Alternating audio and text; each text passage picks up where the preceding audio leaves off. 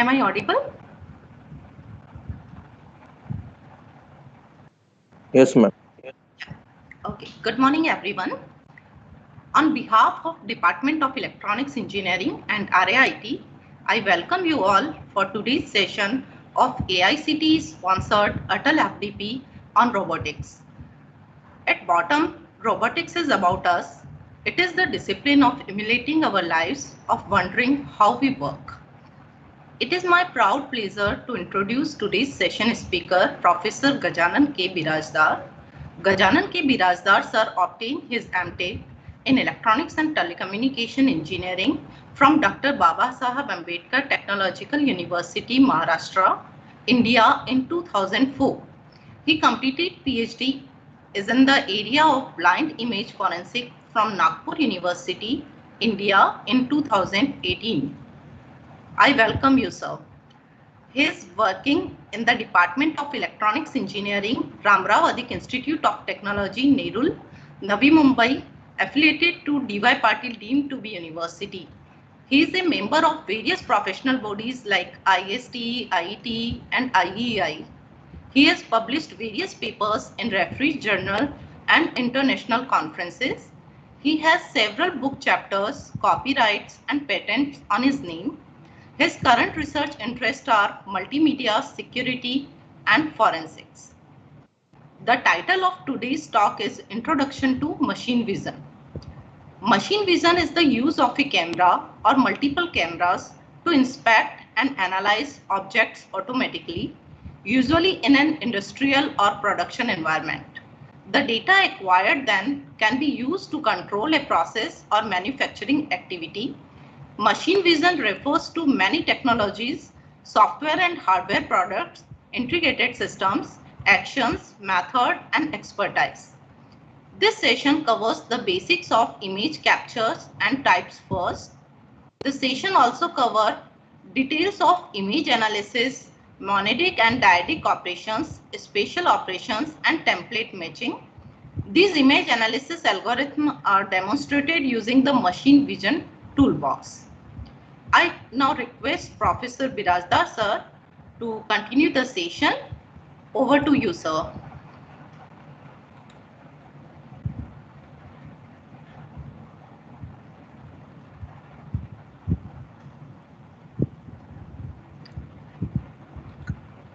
Okay, thank you, ma'am. Good morning to all of you. Am I audible and the screen is visible? Yes, sir. It's visible. Okay, thank you. Uh, so today's talk is related to the machine vision. So basically, machine vision is a broad area. So what I thought to include image analysis, because we'll see later what are the different areas or steps that are present in machine vision, complete machine vision application, and it's difficult to cover all the stages or all the steps. The primary step that is required for or in the machine vision is the image analysis. So today's talk deals with what are the different image analysis techniques. So this is a typical outline for today's discussion. We'll start with basics of machine vision. What is machine vision basically? Then one or two definitions of machine vision. Then what are the applications of machine vision? Then we'll also talk about machine vision flow or a typical architecture of machine vision, how it works. Then in machine vision, image is the prime importance. We are processing the type of signal that we are processing in machine vision is primary uh, an image. Okay, so we'll start with basics of digital image. What is a digital image? Then what are the different types? Okay? How they are acquired? What are the types of sensor? What is the typical resolution? And then we'll start with the image analysis. Okay, so like basic image processing operations, then different that includes monadic and dyadic operations, like when only one image is considered during the operation, that we call as monadic operation, whereas dyadic operations where more than one image is considered during the operation or processing, that we call as a dyadic operation. And then finally we'll talk about template matching. This is the most important part in the machine vision. Okay, and before, if possible, we'll also talk about shape changing operations like rotation or cropping. These are the two important shape changing operations. This is a typical outline. And what we'll do, apart from the discussion,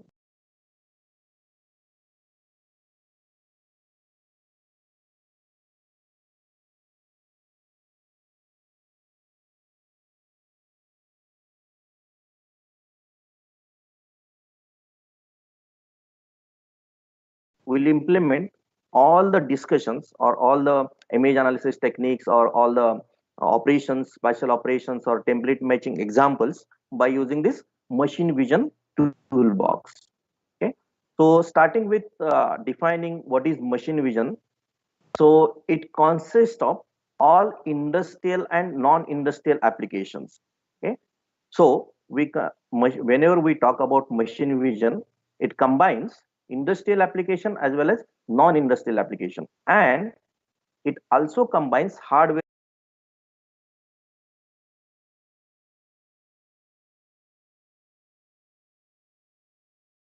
Okay, so first we capture the image, we process the image, and based on the requirement or based on the task, we perform that particular task by using hardware and software combination. This is one definition. Whereas there is another definition which says that it is, or machine vision is the substitution of human visual sense and judgment capabilities with a video camera and computer to perform an inspection task. So what it says, that by capturing the images or by capturing the video sequence, we are performing the task automatically by using a computer. Okay, so typically this second definition deals with an inspection task. Okay, this, and it is an automatic acquisition and analysis of images to obtain the desired data for controlling or evaluating the specific part or activity. So suppose if we want to find out, is there any missing part on the PCB? Okay, so this is a real, I mean, practical example. Okay, in the from the industry, that if there is a PCB and there are a large number of components on PCB placed, and this machine vision is used to identify is there any missing component present on that particular PCB or not. Okay, so this is another definition from the point of view of industry. So after talking or after specifying the basic definition of machine vision, what are the desirable characteristics? Okay, so I mean, these are most of these characteristics are very common to any of the image processing flow or architecture. That is, it should have low cost, acceptable accuracy, or high robustness, high reliability, and mechanical and temperature stability. Okay, we'll not focus I mean in detail on this. Now what are the applications of machine vision? Okay, so the first important application is guide a robot or a control automated equipment. Okay, so what we have, there is a camera placed. Okay, and the camera is capturing an image, and that image is further processed, then feature extraction is performed, and based on the task we extract required features, and then the robot will perform the final task. So like line following robot, for example. Okay, so we'll capture the images and we'll identify, will perform processing, pre-processing kind of thing, and then we'll identify the line and the robot will follow the line. Okay, so this is a very basic example of this camera to which is used to inspect different parts. Then in industry, this machine vision is used for mainly three types of applications. First is ensure quality in manufacturing process. Okay, so there is a manufacturing plant, and then if you want to identify the different dimensions or different alignment of the components, okay, in mechanical industry specifically where there are small components, then we're ensuring by capturing different images of that particular part, we're ensuring the manufacturing process is performing well within the range or not. Then inspection. So what is inspection? We're identifying whether all the components are present or not. Okay. So this is what I given the earlier example, that is PCB. Is there any components is missing or not? Okay. That is the typical example of inspection. Then it is also used for other quality issues like color or placement. Placement of the component is proper or not, whether the color of that particular small component is perfectly matching with the template. Okay, so these are the quality issues. So what we need or what we observe from all these applications is what type of input that is fed to all the processes. This is input as an image. Okay, so what we need is the image for performing all these tasks or all these goals. Now moving ahead with this components, what are the different components of machine vision? Okay, so first we need a proper illumination source. Okay, or that is what is called here is a lighting image composition and image acquisition. So once we have a proper illumination source, okay, then we acquire or we capture the images of required part or required machinery by using a CCD sensor or CMOS sensor or image. All these are the or two. These are the CCD and CMOS are the two popular sensors that are used to capture images. Now, what is important when we talk about now we'll focus on the image acquisition. Why this image acquisition is so important in machine vision? Okay, so okay, we'll talk first about this, and then we'll discuss what is the importance of image acquisition. Then image pre-processing or image processing. This is a third step that is performed in machine vision, and this is our today's topic of discussion: image pre-processing or image enhancement operations or image analysis operation. So once the image is acquired, okay, by the imaging sensor, then we process image. Why we need to process the image? Okay, because of the improper illumination, or if there is a blur, or if there is a noise present in input image, so we enhance that particular image. Okay, so this is what the image pre-processing or cropping or rotating, all these comes under image processing operation. Next most important task is image feature extraction. So once we have a proper image, okay, of the part or the machine, then next task is the feature extraction. So different types of features are extracted from the input that is captured, like textural features like JLCM or LBP or any other type of features like edge features. Okay, based on the task, we extract the features, and these features are fed to the classification stage. Okay, so the classifier will identify whether there is a missing part or not. Okay, or if the process is the quality process or not. Okay, so the classifier may be a binary classifier or multi-class decision classifier, and then once the classification judgment is generated by the classification stage or classifier, then it is given to the final machine control system.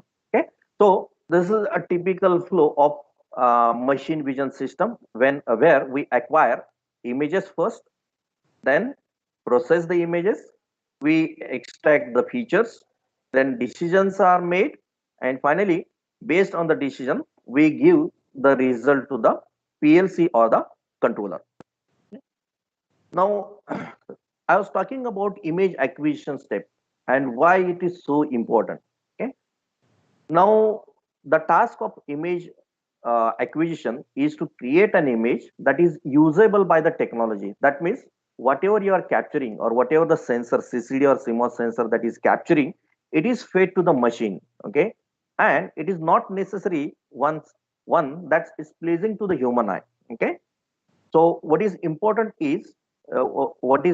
to understand here is that the captured images are fed to the machine, okay, for pre-processing and feature extraction.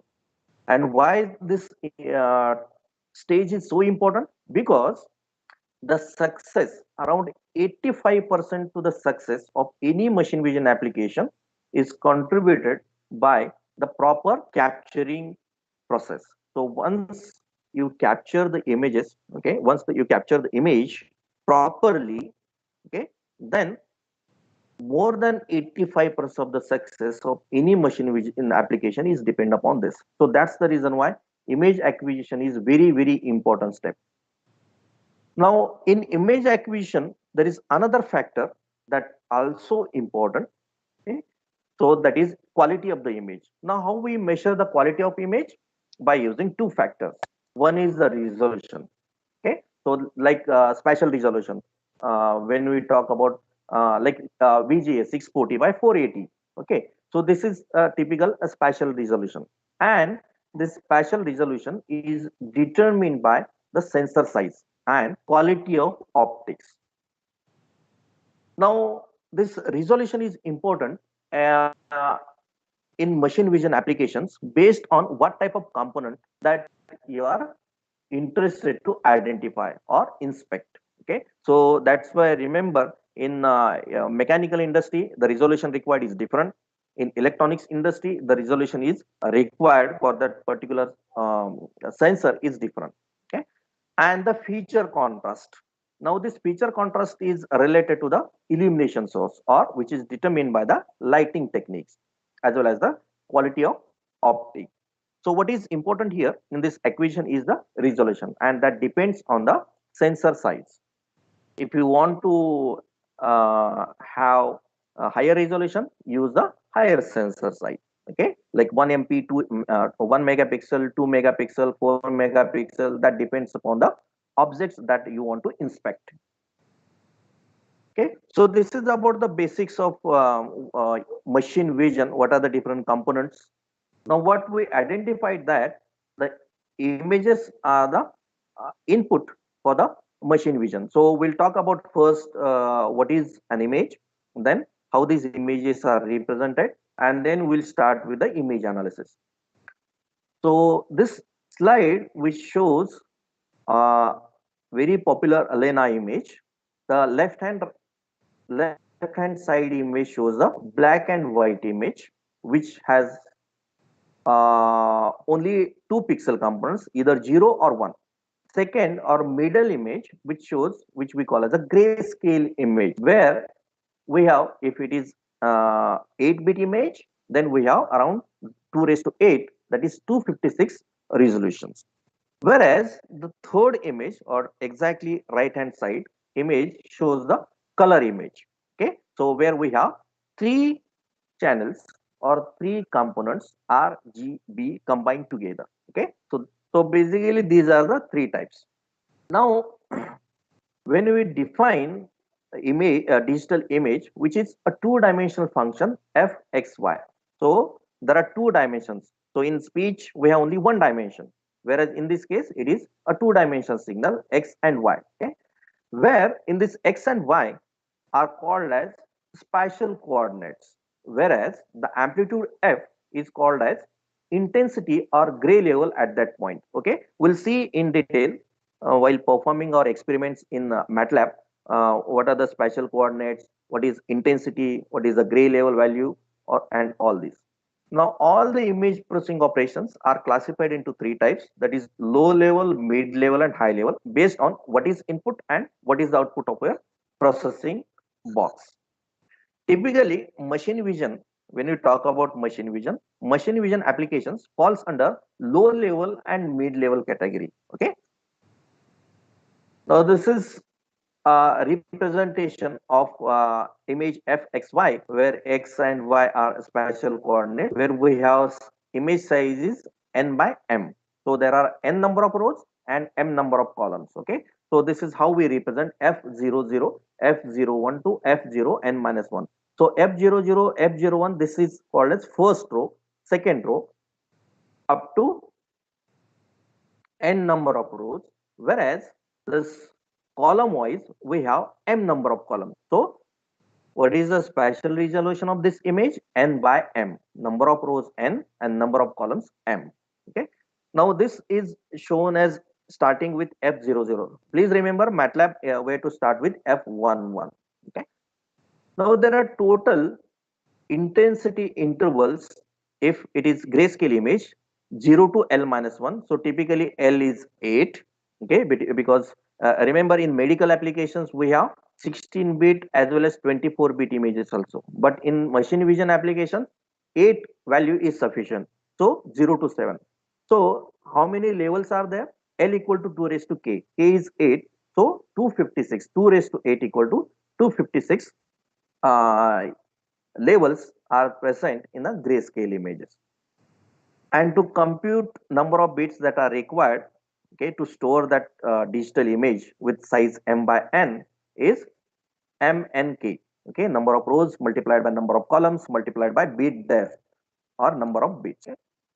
There are two important resolutions to understand image representation. One is the spatial resolution, okay, which is based on sampling, okay, and the second is intensity resolution, which is based on amplitude quantization. So these are the three types of images that we talked about earlier: a binary or black and white image, where we have pixel values either 1 or 0, only 2 pixel values. Then second image is grayscale image, and the values are ranging from 0 to 255 because 2 raised to 8 equal to 256. So we when we start with 0, the maximum value will be 255. Okay. And the last, which is RGB. So we have three different components, okay, concatenated together, that represents color image, or we call as a RGB image. Okay. So each component in RGB image is of 8-bit depth. Correct. Bit depth of each component is of 8-bit. So what is the total number of bits that are required? 8 into 3. So each and every color image is of 24-bit, 24 bits per pixel. Remember. Okay. So we'll start with by how to read the image, how to display, then how to analyze different components of that particular image. Okay, how to identify particular location of that image, and how to extract pixel intensity at certain uh, row and column. Okay, so now what we'll do, okay, uh, first we'll talk about how to import the images by using remember we're using in all the discussion, we're using this machine vision toolbox. Okay, and then we'll read the image first, we'll analyze the image first. Okay, so what are the different components of images, like what is the spatial resolution, then we'll also check what is the intensity value at certain location, spatial location. Okay, uh, same way we'll talk about RGB image. Okay,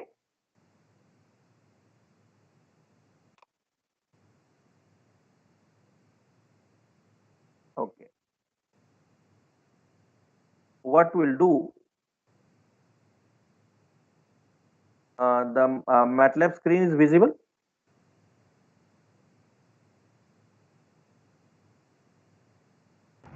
Yes, sir, it's visible. Okay, thank you. So the first function that we are going to use is to read the image.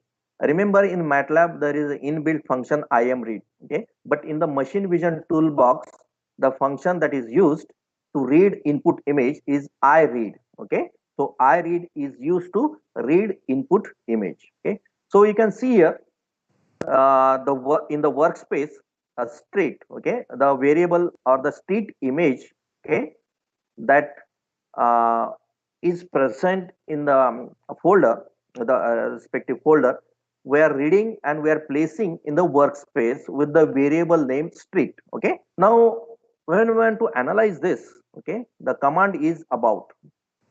Okay. Yeah. About.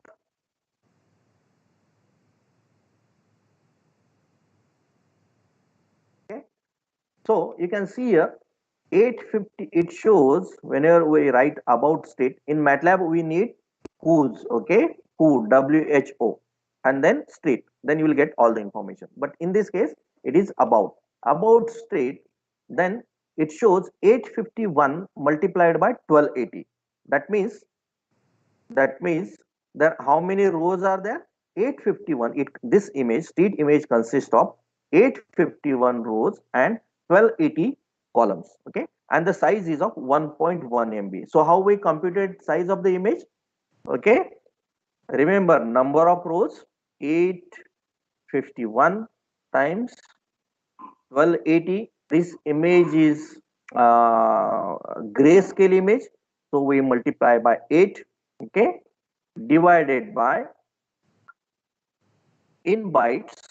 So because this is in bits, so you want to calculate in bytes 1024. This will give in KB into 1024. This will give you in MB. Okay, so 1.03 or approximately 1.1 MB. Okay, so this is how we compute the storage requirement for that particular image. Now, if you want to display the image, the function is iDisplay, okay, IDISP of street, okay. Yeah. Okay. So this image, to display image, given image, the function that is used is iDisplay, okay, and the variable name, okay, the variable name is street. Okay. Now, whenever we execute this command iDisplay state, this number, you can see here number of rows 851 and number of columns 1280. Okay, and this is image of um, state. Okay, fine. Now I want to identify, okay, if you, I want to identify the pixel value at location 100 by 100. Okay, so street 100 comma 100. Okay, that means at the row number 100 and column number 100. Okay, what is the pixel intensity or grayscale value of that? Okay, 193. Remember, the maximum we can have is 2 raised to 8 because it is an 8-bit image. So 2 raised to 8, 255. Okay, in grayscale image 255, which is maximum value, represents the white. Okay, brightest value, and 0, which is the minimum value, represents the black. Okay, remember. So this street 100 comma 100, which shows that at the location, spatial location, at row number 100 and column number 100, the pixel value is 193. Okay, similarly we can read color image also. Okay, this first example, street example, shows the grayscale image. Okay, now what we'll do, we'll read color image. Okay, sorry, uh, not color image is next example. Okay, so flowers, the second, yeah, flowers equal to I read flowers.png. Okay, so as usual, I read is used to read that particular image. Okay, now I will display this image, I display of flowers. Okay, uh, fine. So you can see here the image is color. Okay, now we want to inspect the details of this image. Okay, you can see here, in earlier case in grayscale it was 1. Okay, because there is only one component. Now in this case, 426, that is number of rows, 640, that is number of columns, into 3. Why 3? Because there are 3 channels. R, because this is color image, so RGB. So it is a 3-dimensional image. Okay, suppose if you want to see the particular value, okay, of that some pixel, okay, let us say I want to, okay, same value, sorry, same location I want to display, okay, like flowers of 100 comma 100, okay, all channels I'll do. Okay, so it shows the red component at location 100 comma 100, like 100 row and exactly 100 column. The red channel component value is 30, green is having 60, and blue component is having the pixel value of 26. Okay, in a single value you can write down by using, there is a in function that is available. Okay, with this is quiz.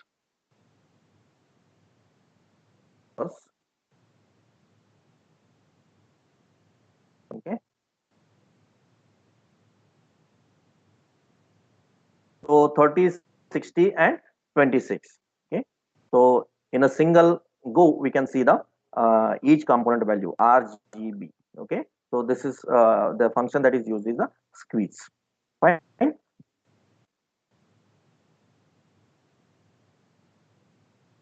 Now as there are 3 components RGB, suppose you want to display or you want to extract only R component or G component. So how to do that? Let us say R component, R of flowers. Okay, equal to flowers of all rows, all columns, and first component. Correct. Okay, so what we are doing here, we are extracting the color image. Okay, we are extracting only the red component of the color image by using this component. Okay, so if you see this how it looks, or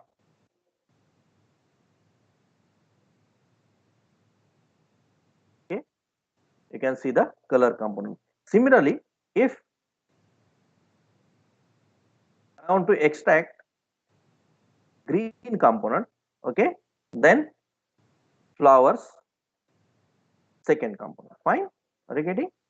And third for blue, it should be 3. Okay, in this way we can extract in individual component. Remember, this is important because usually in image processing what we do, we perform, we extract first individual components. RGB individual component means this RGB channels, and then we apply the given algorithm, and then finally we combine these 3 components or 3 channels. Remember, okay, so it is very difficult and complex if you start applying your algorithm on color, directly on color. So what is typically we follow, we extract 3 different components, same procedure applied on the 3 different components, and finally we combine the 3 outputs of RGB, okay, in order to obtain the final color image. This is the example which shows, okay, which shows if the image is available in the available with you already in the toolbox. Suppose you want to capture by using webcam. This is uh, this example shows, because in real time what we do, we capture by using a camera. Okay,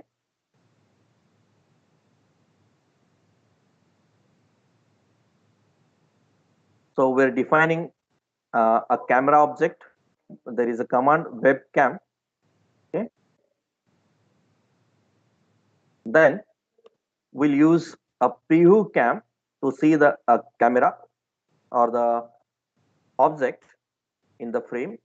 Okay, you can see here which shows the frame, current frame. Okay, I'll close the preview now.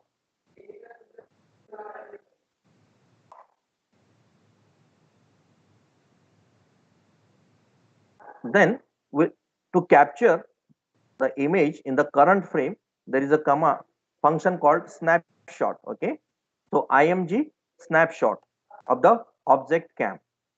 Okay, so by using this function snapshot, you can capture the current frame. And if you want to see this, okay, you can see here the frame which is captured by the snapshot function. Okay, in this way, you can perform online capturing the images. Clear the object. Okay. Okay. This is all about the basics of reading images, then color images or grayscale images from the workspace or from the camera, how to identify its components like number of rows, number of components, its intensity value and all. Okay. Now, the first important operation on the image is the histogram. Okay, so like histogram distribution or histogram is very important operation. Okay, from understanding the image components. Okay, so what is basically histogram? Histogram is which shows a distribution of pixel values. Okay, and which provides useful information about the quality of the image and the composition of scene. Okay, now there are two important points here: quality of the image and composition of the scene. Okay, what do you mean by quality of the image? Okay, so we say that image, sometimes we say that image is overexposed, image is underexposed. Correct? Overexposed means there are large number of bright components or white components. Underexposed means there is a huge component relate close towards zero. Okay, so this is the quality of image. Second, composition of the scene means what the scene consists of. What are the different objects? Okay, I like to the image consists of two objects, a background, or simply one object and background. Okay, so these are the two important information. Okay, that can be captured from the by only observing the histogram. Okay, and what is histogram? Histogram is the distribution obtained by using which indicates the number of times each pixel value occurs. Okay, so what we have on x-axis. Okay, so x-axis we have gray level values like 0 to 255. Okay, 0, 1, 2 up to 255. And on y-axis the repetition. Okay, how many times that particular pixel value is repeated in the given image. Okay, so this is what the uh, histogram means. Okay, so we'll see how to compute the histogram. We'll read image, for example, for clear understanding and better understanding, we'll see only on we'll perform only on grayscale. Okay, so we'll read the first image, church. Okay, church is the image by using iRead function. Suppose if you want to see the details, I'll I display will see the what is the church image. Okay, so this is a typical church image. Now you can see here there is a background with clouds. Correct? Then roof purely black. Correct? Grass is again black. Okay, then a background uh,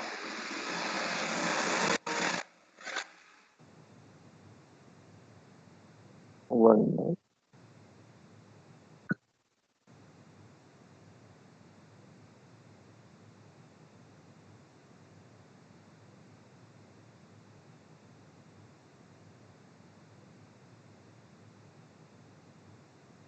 Okay, we'll continue, which shows different objects with their colors. Okay, so this is anyway, this is grayscale image. Now, if you see the histogram for compute the histogram, there is a function which called IHIST. Okay, so IHIST function will calculate the histogram of given image. Okay, so you can see here. Okay, histogram of given image. Now on x-axis we have gray levels from 0 to 255. Okay, and on y-axis we have number of pixels. Okay, so for example, for 50, let us consider the case of 50. Okay, for the how many pixels are present with the gray level 50, that is shown here. Okay, similarly for rest of the gray level value. Now, as we discussed, histogram gives us some information related to the composition of the scene. So what we talked about earlier, that there is a background with clouds, then a grass, and then a building. Okay, so this is first object, second object, and third object. Okay, so third object which is close to 255, that means it is white, related to the white, whatever the white object that is present in image. This is exactly middle of this gray level value, so it is middle of the gray and close to zero, which is towards the darker side. Okay, so this is what the, so we I mean roughly we can say that there are three objects. Okay, so this is what the understanding, scene understanding from the help of, or with the help of histogram. Okay, we can also calculate the value of that particular pixel, how many times that is repeated. And you can see here,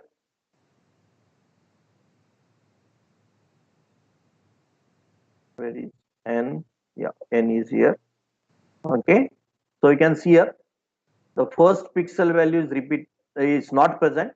Okay, but the pixel number 20, grayscale value 20 is repeated 402 times. Okay, 400, approximately more than 400 times. Okay, so this gives you the basic understanding of image composition as well as the type of image. Fine. Now we'll start with the monadic operations. Now, what exactly is the monadic operation? In such operations, each output pixel, okay, each output pixel is a function of corresponding input pixel. Okay, that means we have an input image and we have an output image.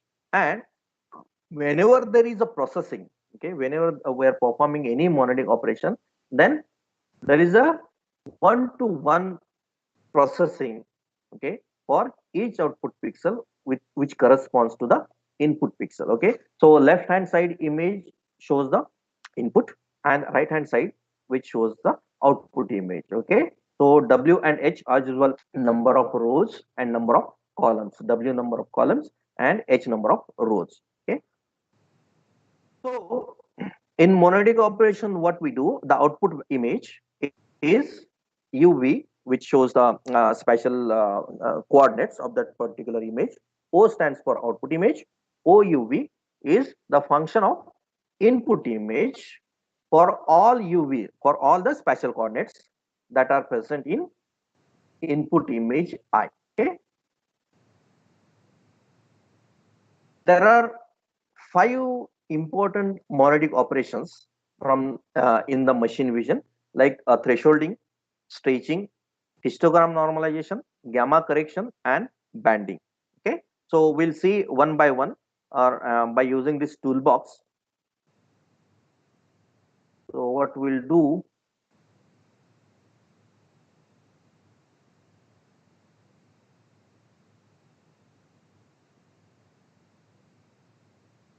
first we'll talk about, we have church image, I guess. Yes, okay. So the first operation is thresholding. So what is thresholding?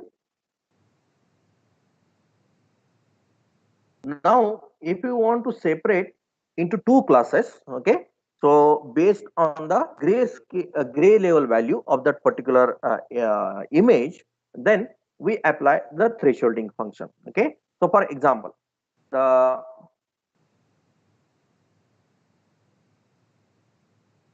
here church which is greater than or equal to 180. What is 180?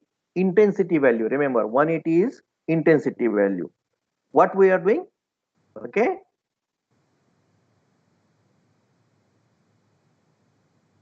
you can see here.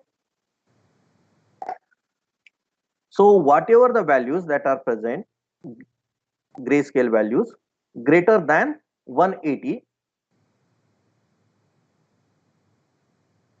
okay, are made 1, and rest of the values are 0. So what is the result of thresholding operation? Result of thresholding operation is a binary operation, a binary image. Okay, please remember. So whenever you want to perform binary operation, then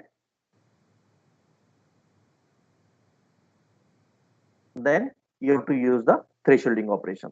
Then if you see the histogram, you will not see basically because we have only two values, grayscale value and 0 value and 1 value. So in between there are no values. So it is only the pixel values are present at 0 and 1. Okay, so it is difficult to, but you can see here, okay, this blue line up to 9 and here up to 2. Okay, so this is histogram of binary image or thresholded image. Okay, no information can be collected from such kind of binary image. What is next operation? Next operation is image stretching. Okay, so what is image stretching? Suppose the image is underexposed because of the sensor or because of the illumination. Okay, if the image is underexposed or air exposed, then we perform image stretching operation. Okay, so if you see the result of this stretching, okay,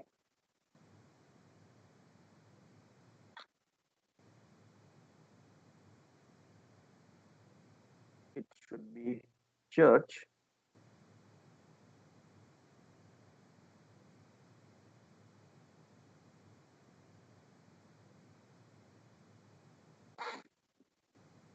Then you will see enhanced images, enhanced image as compared to the original image. Okay, there is one more operation. I'll check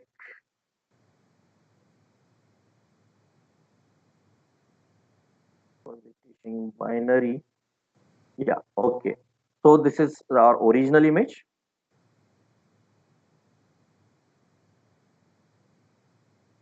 I am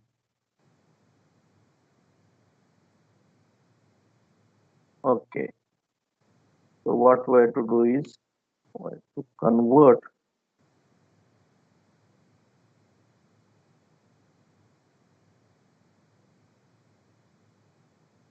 Okay, to double.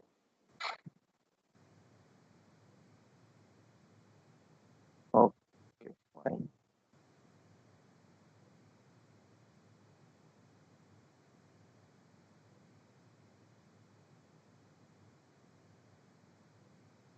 Okay,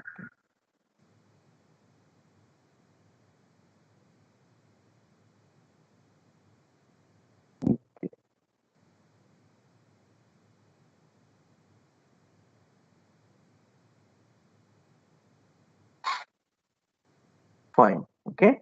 So this is after stretching, you can see a enhanced image as compared to the original image. Now there is one more operation.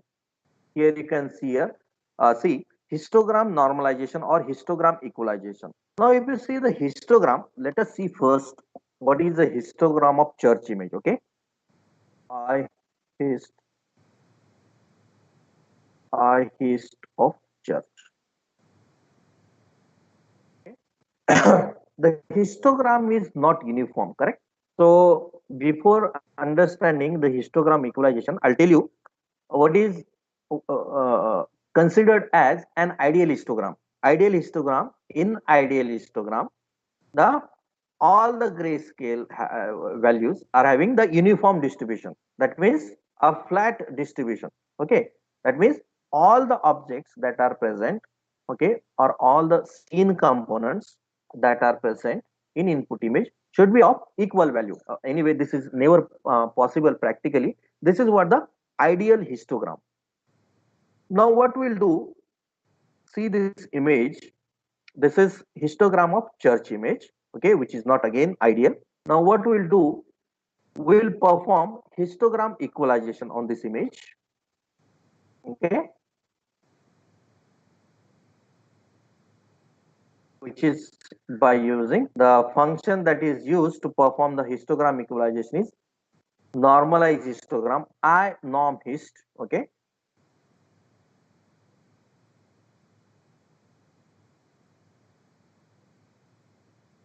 Then you can see here enhanced image, but what is interesting to see here, the histogram, okay.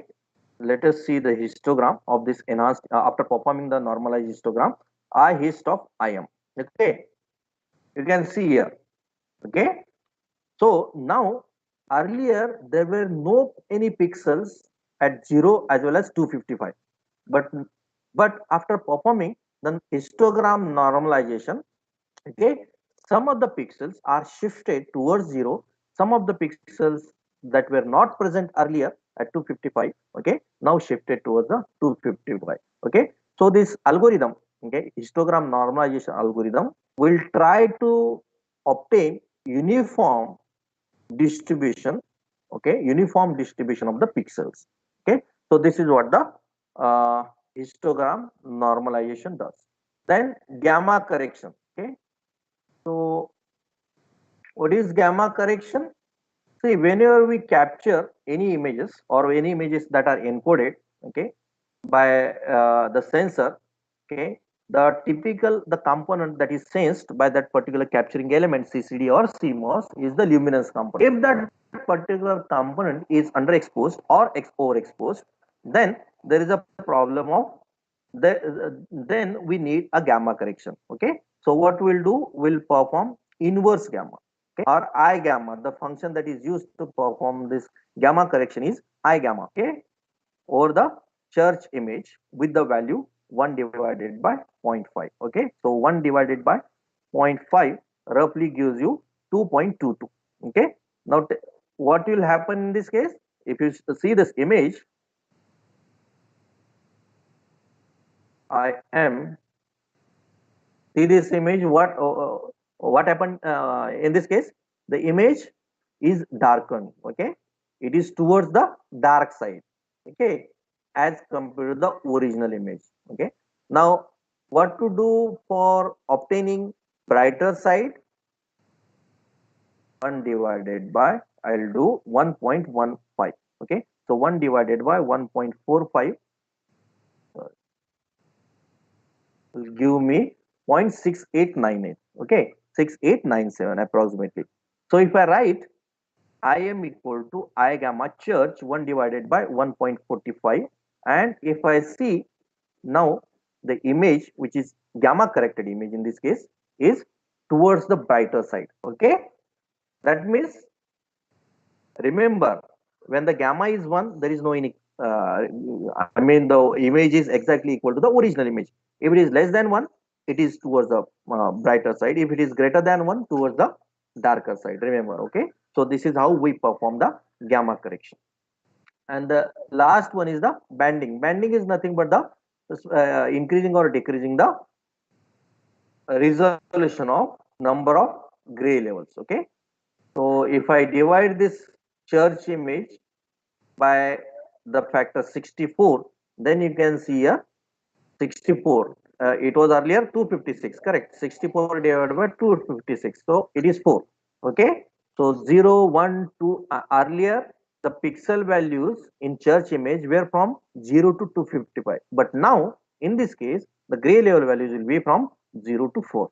Okay. This is what the decreasing the gray level resolution by which is by using the banding operation.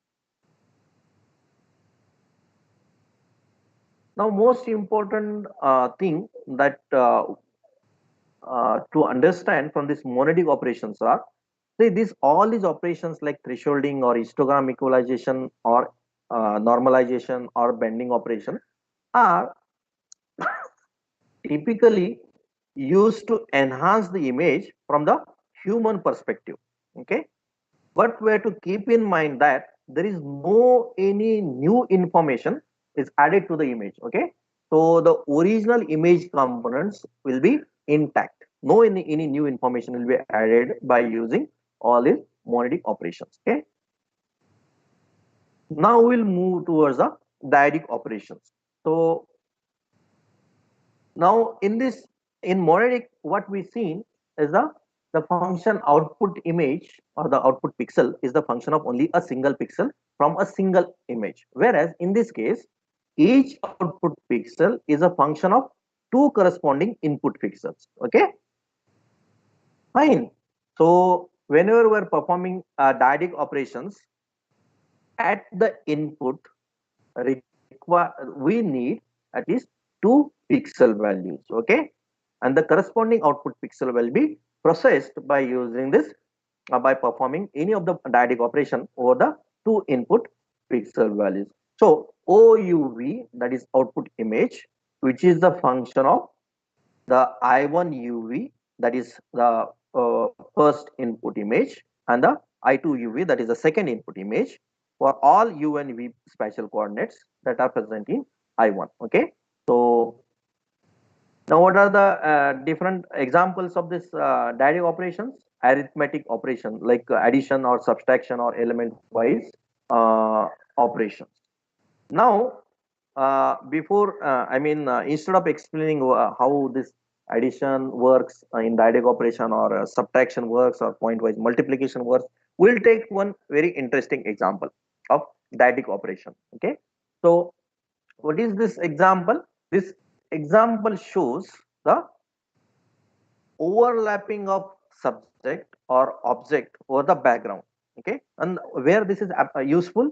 Okay, this is useful technique. Okay, in television, which is used to superimpose the image of a person over some background. Okay, so there is a news broadcaster, and that particular image of that particular who is presenting, he or she, that image is superimposed or overlapped on the background. Okay, and typically this is useful in situations like weather presenter superimposed over a weather map. Okay, so in the background we have a weather map, and we are superimposing that presenter's image over the weather map. This is a typical example of overlapping.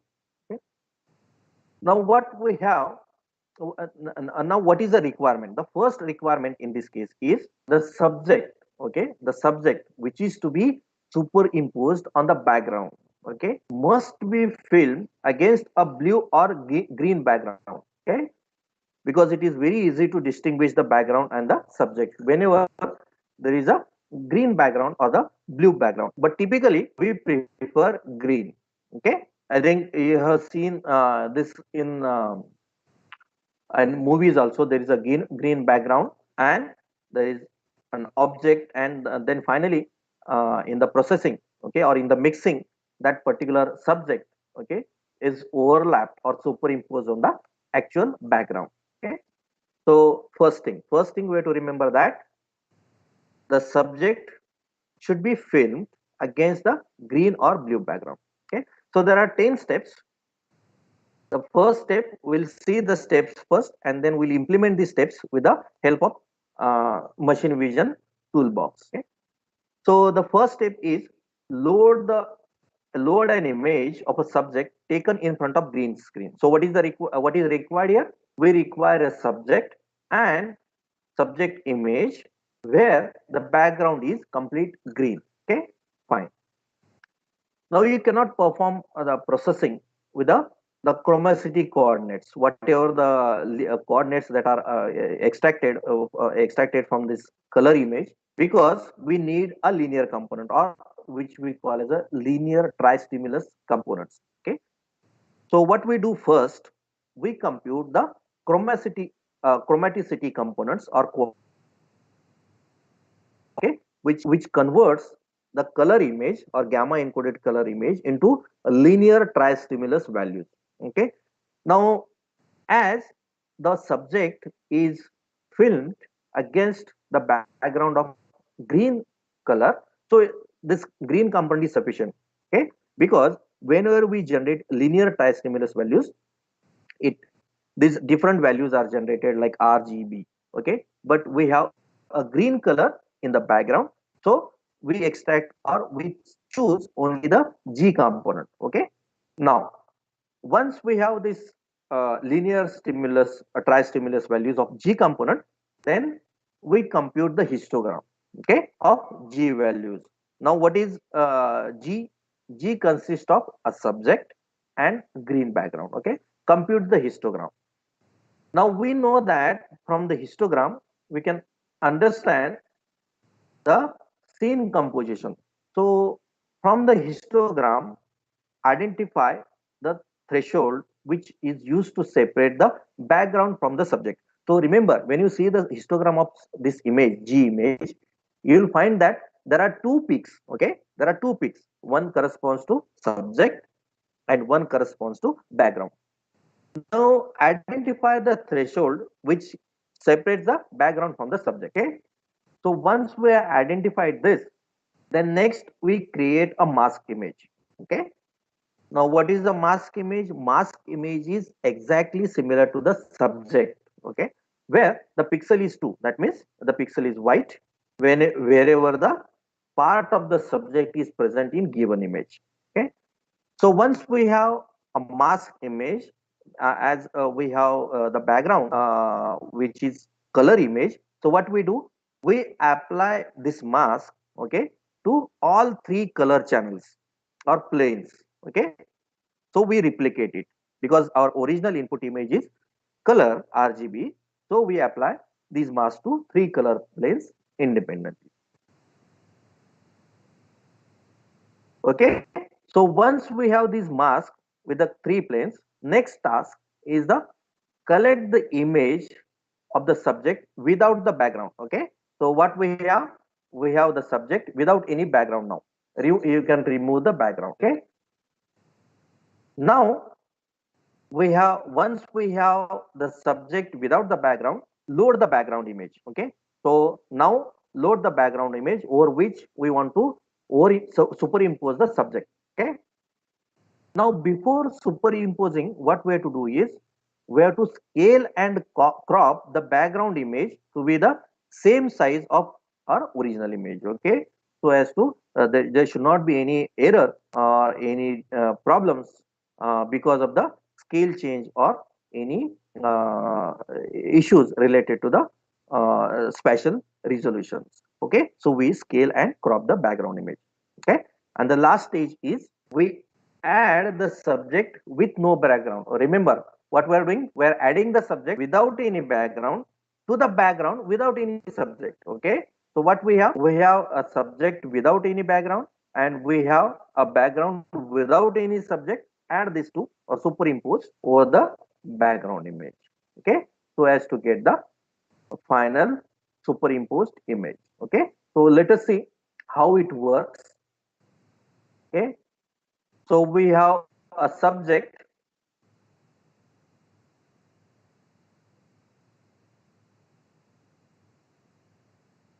Okay, so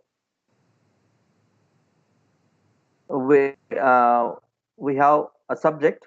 Okay, serves to a ball and the cap. Okay, or hat, and there is a background. You can see the background which is of green color. Okay, so this is our subject. Now what we have to do is we have to extract or we have to create a mask of this subject. Okay, without any background. Okay, and then superimpose this subject over the background. Okay, Now, as we discussed that we need to convert this, or we need to compute the chromaticity coordinates. So there is a command function that is used to calculate this is IGAMM. Okay, subject. So what you can see here, linear. Okay, okay. I'll write down here about linear. You can see here the image is again a color image. Okay, but it extract the chromaticity coordinates. Okay, but what we need a linear component. Okay, so there is a command called try stimulus to CC of that particular component linear. So, and we're interested in only G components, even though we are expecting R and G, but we have to remember we have to take only G component. Okay, so subject we have seen. Let us say what is this linear component displays or shows us. You can see here. Okay, after removing the gamma and chromacity component, we extract only the linear components. Okay, can you see this? I mean, object is in this case, subject is very much highlighted compared to the background. Then RG components, we have extracted a linear components. Let us see this components are. Okay, you can see here R component and G component. Okay, now G component entire subject is highlighted. Okay, so that's the reason why we are interested in extracting the G component or performing only the G component. Okay, now once we have G component, what we do, what is the next step? Obtain the histogram. Okay, so you can see here there are two peaks. Okay, it is around 0.35 and second peak is around 0.55. Okay, so there are large number of pixels that are present on this. That means this is related to the background. And second, this peak which is related to or which corresponds to the subject with less number of pixels. Okay, now you can see here one can easily identify or separate the background and the objects by using some threshold. Okay, so let us say 0.45 or yeah, 0.45 is the best threshold which can separate the subject and the background. Okay, so what we do, we'll create a mask. Okay, we will create a mask. Okay, having the value less than 0.45. Okay, now what is 0.45 corresponds to? That histogram is there. Yeah, histogram. This corresponds to the subject only, no background. Okay, let us see what is the mask. Can you see this? Mask is highlighted. Okay, with the white or one component. Okay, remember in this case only the mask is highlighted. Okay, fine. Now once we have the mask, then what we need to do is, as the background image is of color image or RGB consists of RGB component, we have to make the mask in the three-dimensional also. Okay,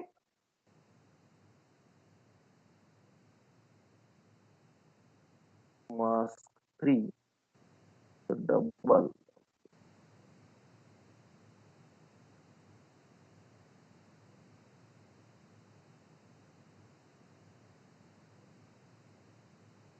Yeah, okay, this is a anyway this is binary image, so will not find any information even though there are three different components. Okay,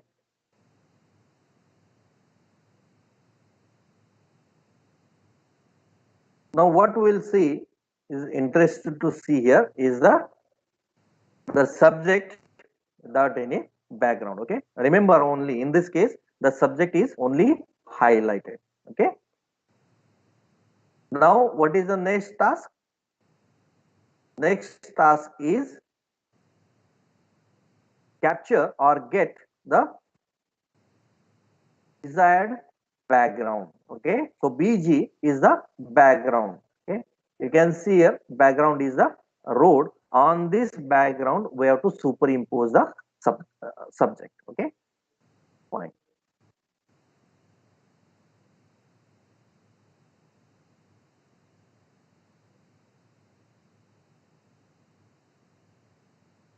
Now what we'll do, we'll make sure that the background is of original size and shape. Okay, so if required we are cropping the image because there should not be any dimension mismatch. Okay, and what we'll do, we'll display it with a cutout of subject. Okay, fine. Now what is the last step? Subject without background and the background without the subject. So what we do, we can do this by using this command. Okay, so you can see here the subject, the required subject is superimposed on the background successfully. Okay, so how we do this? Subject, okay, into mask 3, which is calculated earlier. Okay, so subject without any background and background without any mask, means without any subject. Okay, this is how uh, we perform the superimposition of two images. Okay, or overlapping of the images. Now remember, when this method will fail, this method will fail when the subject and the background is of same color. Okay, this method will perfectly works as long as the subject color and the background color is different. Okay, so when the subject and the background color is same, then in that case this method will fail. Okay, fine. Then briefly we'll talk about the different spatial operations. So what is there in the spatial operations?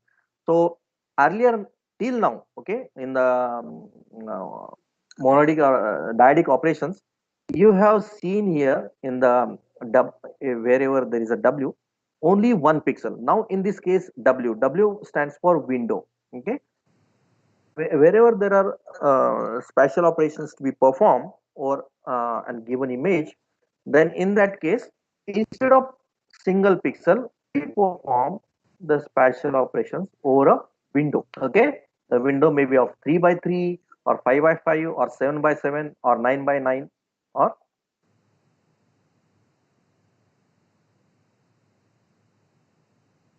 it 15 by 15. Okay, so so each pixel in the output image is a function of all pixel in a region surrounding the corresponding pixel in the image. Okay, so region surrounding the corresponding pixel means what? Window. Okay, which is shown here with J and I. Okay, where the output image UV is a function of input image with the window which represented here with plus I and plus J for I and J, which is included in the window. Okay, and image I. Okay, now remember why these spatial operations are so important. They are very powerful and we can perform different functions, linear or non-linear functions, by using the spatial operators. Okay, so even though there are linear and non-linear operators and operations that can be performed, okay, when we talk about linear spatial operators like smoothing or edge detections, okay, there are also a non-linear functions like rank filtering and the template matching, like rank filtering or non-linear operations something like median filtering. Okay, and linear operations something like mean filtering.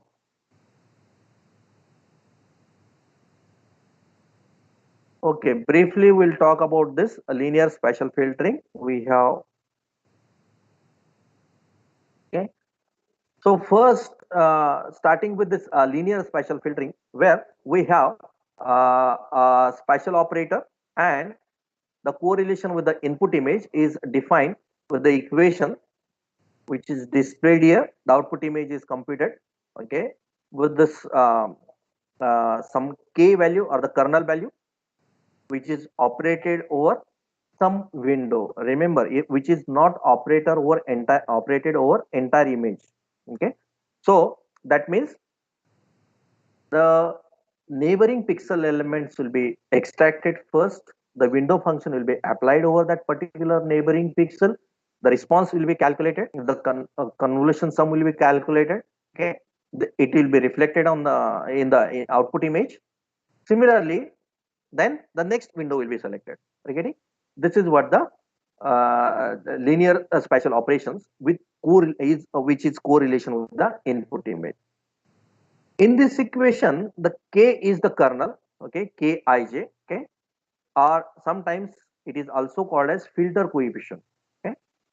And for every output pixel, the corresponding window of pixels from the input image w is multiplied element wise with the kernel k, okay. So for example, if you see the previous slide, okay, then in this case, okay, so what we do, we have a window function k or the kernel k, and then we have some pixel value at this location, okay? Then pixel wise multiplication, that means let us say the kernel function first value is 2, okay, then 2 will be multiplied, okay, 2 will be multiplied with a corresponding intensity value of that particular input image, okay. Similarly for rest of the kernel values, okay, and then the response will be generated. Remember, single response will be generated, okay, and that is placed in the input image, okay. So this is what the uh, for how we apply the kernel, okay. So remember, what is important here is the element wise operation. Let us consider the convolutional kernel, which is 21 by 21 square elements, okay, and we'll see what is the effect of convolving an image with this kernel, okay, fine, where each output pixel is the mean of the pixels in the corresponding 21 by 21 neighborhood in the pixel, okay. So what it means, we'll place first 21 by 21 kernel on first 21 by 21 image block, and then we'll compute the mean of that particular value. So that's the reason why it is a linear filtering example, okay. So let us say 21 by 21.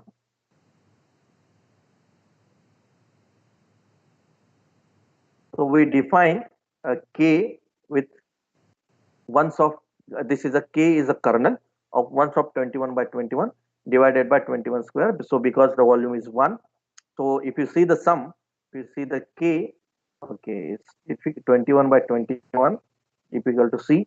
So what we'll do, sum of k, it shows 1, okay, its volume is 1, fine. And we have an input image, Mona Lisa image. We'll display this image.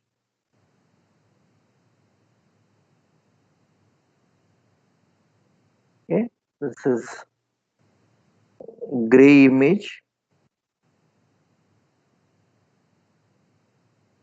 Now what we'll do, we'll convolve this Mona Lisa image with the kernel k, okay. And what is the function that is used to convolve? IConvolve, okay. IConvolve is the function used to convolve input image, and what are the input arguments? Input image comma k.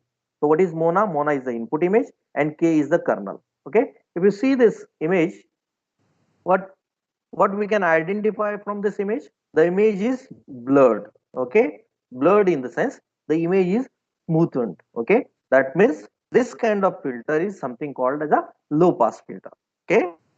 So blurring or smoothing or low pass filtering is the same, whereas sharpening, okay, or high pass filtering. So when you want to sharpen the image, we apply high pass filter. When you want to blur the image or smoothen the image, we apply low pass filter. Okay, or we apply this kind of kernel over the image, so that we get the blurry smoothened image. Okay, blur is not appropriate word here. Smoothened image.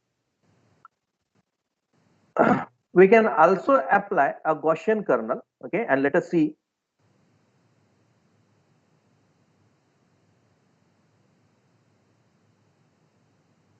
what is the effect of Gaussian kernel. It's almost same. Okay, and to generate a Gaussian kernel, the function used is kgauss. Okay, so if you see the size of k is 31 by 31, 6 into 5, 30 plus 1 odd number of filtering into 31. Okay,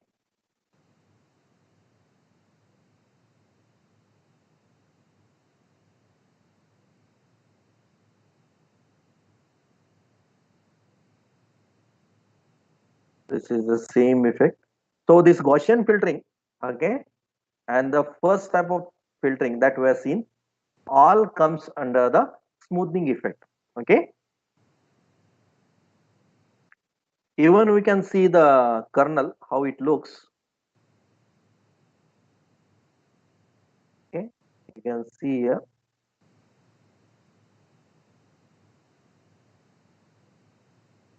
the response at the center. Okay, 0 is very high. It's a kind of, and at it decreases at when it moves from the 0. Okay,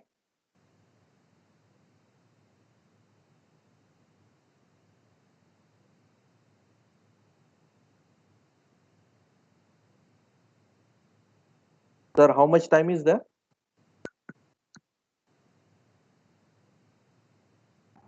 Uh, till 12:30. Yeah, yeah, Oh, session is there. okay, Yeah, you okay, can take 5 more minutes. No issue. 5-10 minutes. fine. So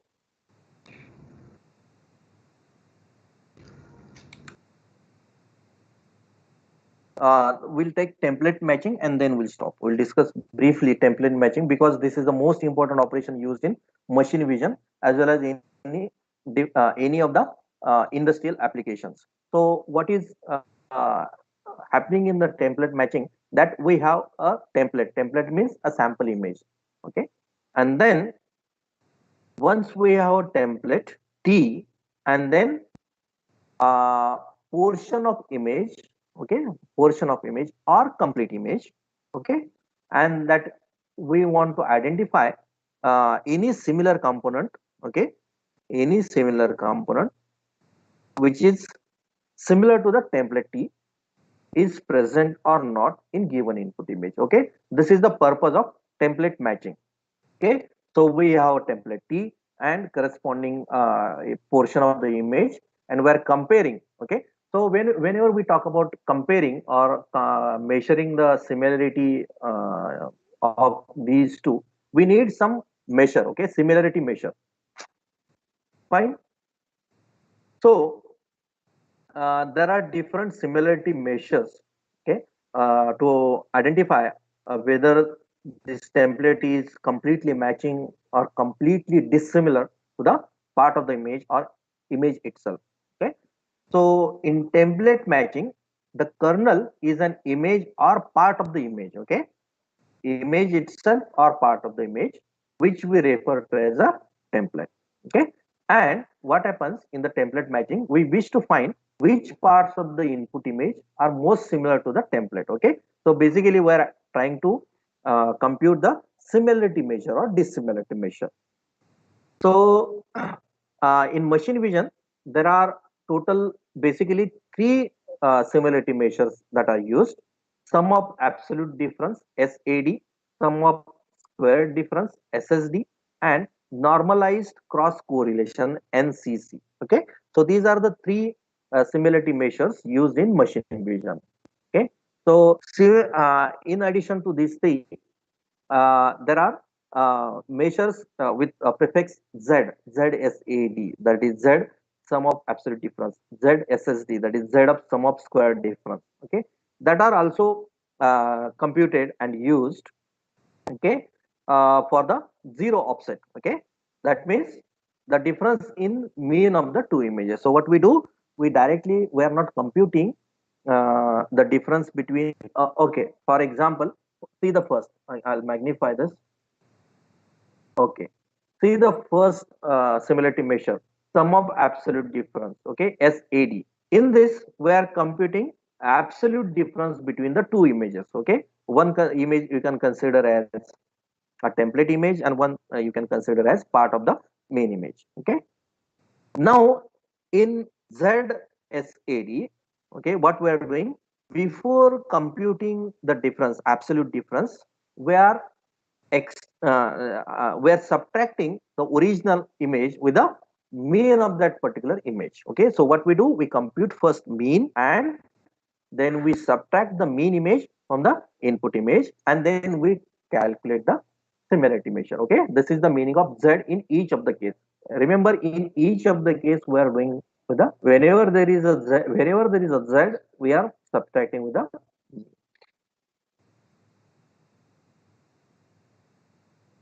We'll see one or two examples of this.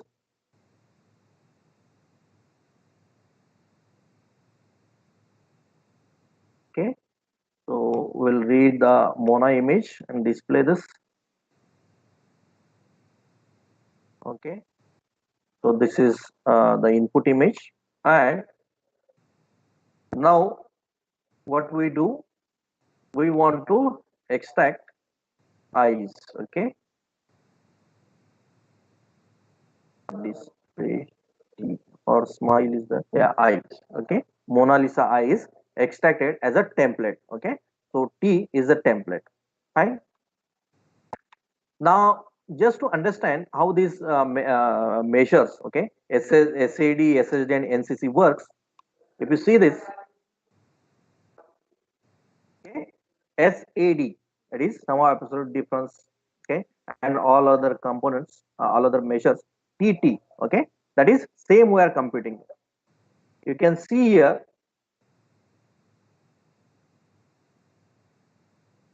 sum of absolute difference is 0, sum of square difference is 0, and NCC is 1.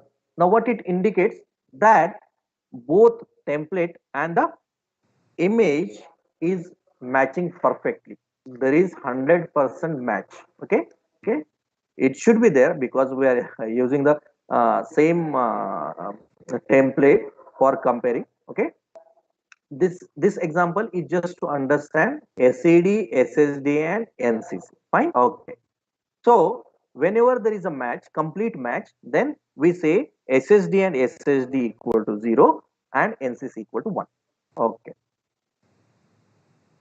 then consider there are two images, one is with a darker than the other. Okay, we'll multiply this with some factor 0.9.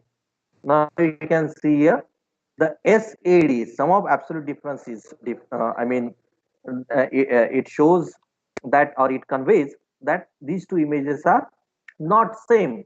Similarly for SSD, square difference, this also indicates that these two images are not same, but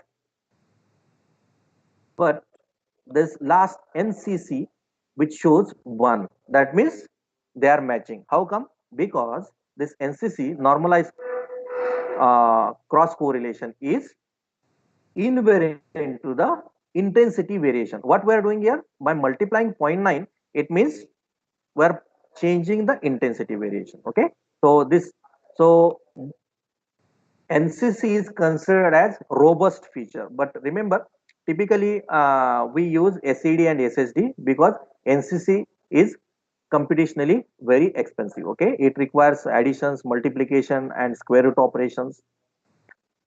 But whenever we want higher accuracy, then definitely we go for NCC.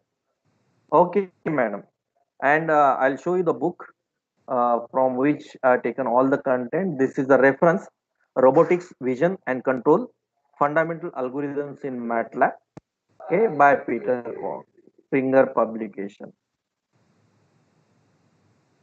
Okay, any questions? I'll stop here. Any questions? You can raise your hands.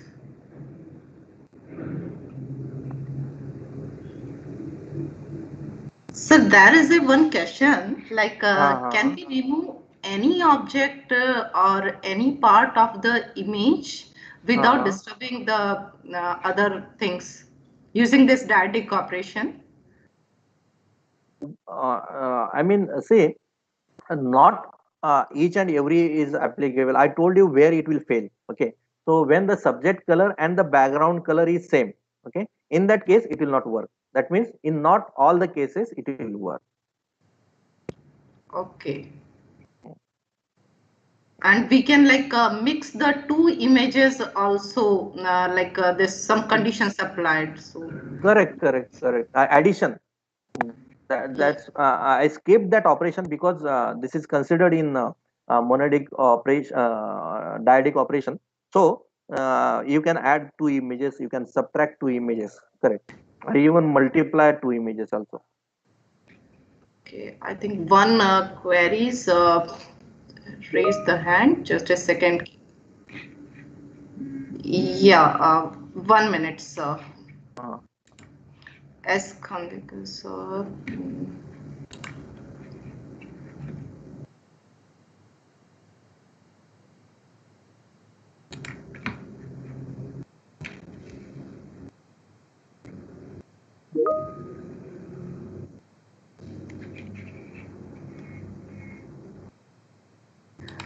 So there is one query from Tejas Patil that is the machine vision possible with student version MATLAB software also?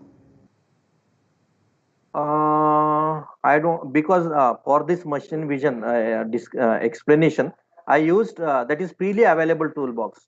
Okay, but you need MATLAB. Okay, this machine vision toolbox is a dedicated toolbox for machine vision applications. Okay, comes with this book. This book I'll show you. This book. Okay, and you can implement it, but you need MATLAB for this. And I don't have any idea whether it will work on student version. You will have to check. I'll check and I'll update you. No problem. Uh, uh, Khandekar, sir, you can unmute yourself and you can. Yeah. He has asked how we interface this program with some hardware. That's what I given this first example. And I think the screen is visible, correct? MATLAB. Yes, madam. Yes, sir. It's Okay. This webcam. This you can see this. Okay, this dark portion. That's the reason why I've taken this example. You can interface. I used my webcam here. You can use another USB webcam, and then you can interface the hardware. It is possible, sir.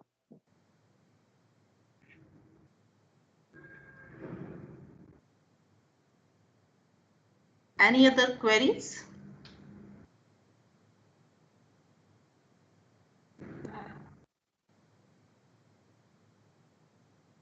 Okay, if no more queries, then we just do this vote of thanks. Okay, thank you, madam. Yeah. On behalf of Department of Electronics Engineering and Ramravadik Institute of Technology, I would like to thank Professor Gajanan Birazdar for wonderful session on Introduction to Machine Vision. Sir has explained in detail about this industrial machine vision, various components of machine vision. Sir has also explained about image analysis, image basics, digital image processing. Sir, you have wonderfully demonstrated us that how to capture various images, do the analysis, histogram, different magnetic operation, dyadic operations, spatial operation and template matching with various examples using machine vision toolbox of MATLAB. I'm sure participants get really benefited with the session. With this positive note, I once again heartfelt thank to Dr. Birazdar sir for the wonderful session.